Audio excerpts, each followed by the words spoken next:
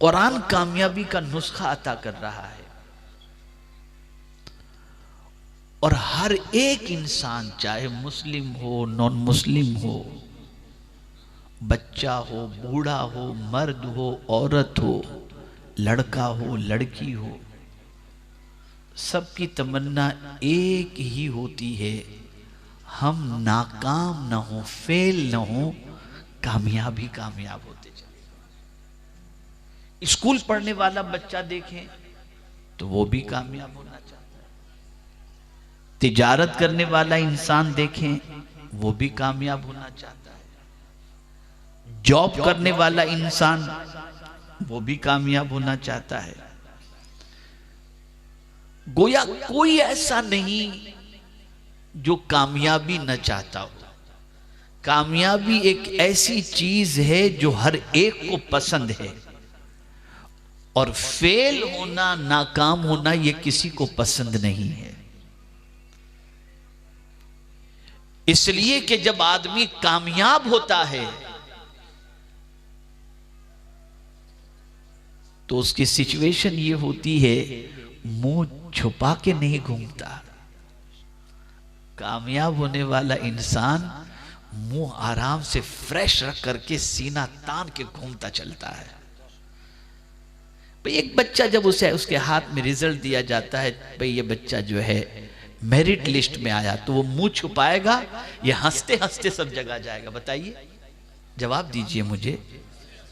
हंसते हंसते जाएगा ना। और अगर कोई फेल हो गया तो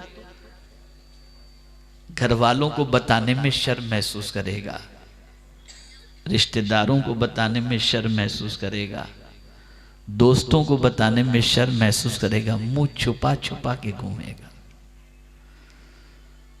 तो कामयाबी हर एक को पसंद है और नाकामी किसी को पसंद नहीं।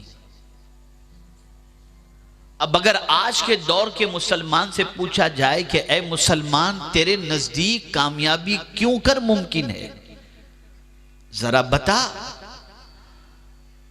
कि कामयाब अगर तू होना चाहता है तो क्या तू कर जिससे अल्लाह तुझे कामयाबी अता फरमाए। तो आज का मुसलमान कहेगा कि मेरे नजदीक कामयाबी का तस्वुर ये है, जिसके पास बंगला, गाड़ी, ये सारी चीजें हो वो कामयाब है। जो इलेक्शन के अंदर जीत गया वो कामयाब है। जिसको शोहरत मिल गई वो कामयाब है। इंसान के नजदीक ये कामयाबी का तस्वुर है। लेकिन अगर इसी को आप समझें तो ये टेम्पररी कामयाबी है, परमानेंट नहीं। जब तक दौलत है सलाम किया जाएगा, दौलत खत्म हुई कोई पूछने वाला भी नहीं होगा। जब तक सियासत की कुर्सी पर आदमी बैठा है, लाल बत्ती की गाड़ी होगी, फिर उसके बाद बाइक पे घूमता हुआ दिखाई देगा। ये दुनिया का तस्वुर है, परमानेंट कोई चीज नहीं है।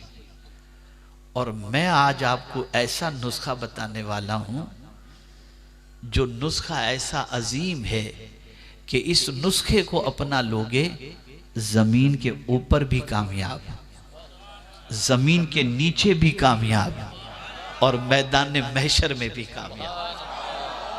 बस इस नुस्खे को अपना लो।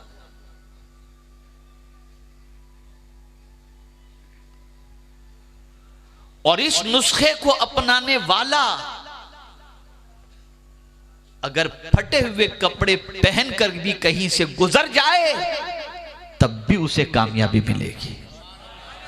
इस नुस्खे को अपनाने वाला चटाई पर बैठा हो तब भी अल्लाह उसे कामयाबी अता करेगा। इस नुस्खे को अपनाने वाला झोपड़े में बैठा हो तब भी अल्लाह उसे कामयाबी अता करेगा।